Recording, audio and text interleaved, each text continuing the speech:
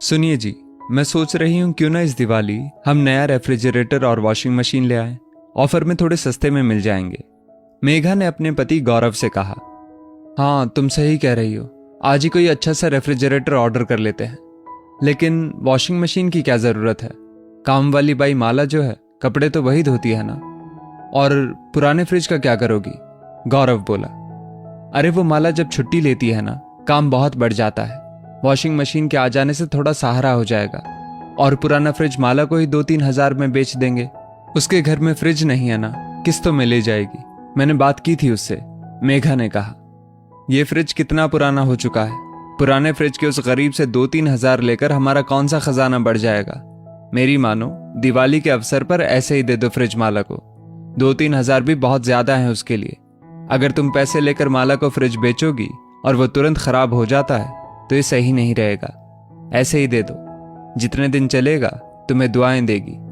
गौरव ने मेघा को समझाते हुए कहा। अरे नहीं, माला को फ्रिज देने से अच्छा है एक्सचेंज ऑफर में दे दूं। और वैसे भी मैं उसे दिवाली का बोनस भी देने वाली हूं। दिवाली की सफाई में बहुत सारे पुराने कपड़े भी निकले हैं, वो भी दे दूंगी। मेघा बोली। कंपनी के एक्सचेंज ऑफर में भी ना बिकेगा 2-3 हजार में तुम्हारा ये पुराना फ्रिज। घर का कोना कोना उससे साफ करवाती हो, पूरा निचोड़ लेती हो तुम उसको, फिर एहसान जताते हुए बोनस देती हो। पुराने कपड़ों के साथ माला और उसके बच्चों के लिए दिवाली पर पहनने के लिए नए कपड़े भी खरीद लेना। एक मिठाई का डब्बा भी दे देना। गौरव बोला।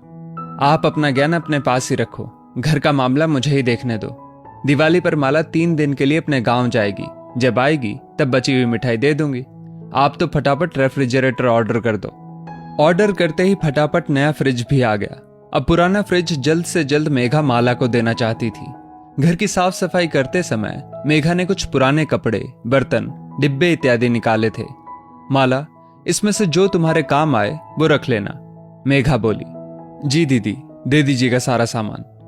दीदी, क्या मेरी तनख्वाह और दिवाली का बोनस मुझे दिवाली से पहले मिल सकता है? वो क्या है ना, गांव जाते समय मुझे काम आएगा। माला ने कहा। क्यों, क्या खरीदना है? मेघा ने पूछा। दीदी, हम अपने लिए तो कुछ नहीं खरीदेंगे, लेकिन गांव में देवर के परिवार के लिए मिठाइयां व कपड़े जरूर ले जाएंगे, ताकि उनके बच्चे खुशी खुशी दिवाली मना सके।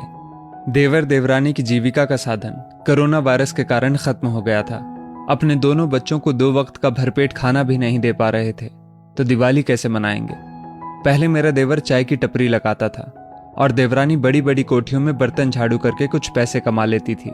जिन घरों में वो काम करती थी उन्होंने भी वायरस के डर की वजह से आने से मना कर दिया और मेरा देवर भी बेरोजगार हो गया था। 6 महीने पूरा काम बंद था उनका। दोनों की जितनी बचत थी उसमें जैसे तैसे गुजारा किया, लेकिन अब तो बचत भी खत्म हो गई है। बहुत कर्ज सिर पर चढ़ गया है उनके। अभी कुछ समय से ही दोनों काम पर वापस लौटे हैं, तो अभी दिवाली का खर्चा कैसे उठा सकते हैं?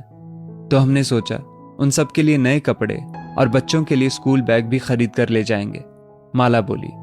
मेघा पुराने कपड़े और फ्रिज किस्तों में देकर खुद को बड़ा महान समझ रही थी, लेकिन माला की सोच ने उसे अपनी ही नजरों में छोटा बना दिया। अच्छा माला, ये पुराना फ्रिज भी चाहो तो ले जाना, मेघा ने कहा। ठीक है दीदी, अगले महीने से वेतन से थोड़ा थोड़ा करके काट लेना, माला बोली। अरे नहीं, ऐसे ही ले जाना, मेघा ने कहा। गांव से वापस आकर ले जाऊंगी। दीदी, कल मैं गांव जा रही हूं, दिवाली के 2 दिन बाद वापस आऊंगी, माला ने कहा और अपने घर चली गई। शाम को गौरव के आने पर मेघा कहती है, चलिए बाजार चलते हैं। माला और उसके परिवार के लिए दिवाली के नए कपड़े, मिठाइयाँ और पटाखे खरीद लाते हैं। आज रात उसके घर जाकर दे आते हैं, ताकि उसका परिवार खुशी खुशी दिवाली मना सके। गौरव अपनी पत्नी में आए बदलाव को देखकर आश्चर्यचकित था। दोस्तों, हम अपने जीवन में महत्वपूर्ण सहायक की भूमिका निभाने वाले लोगों को सबसे कम महत्व देते हैं।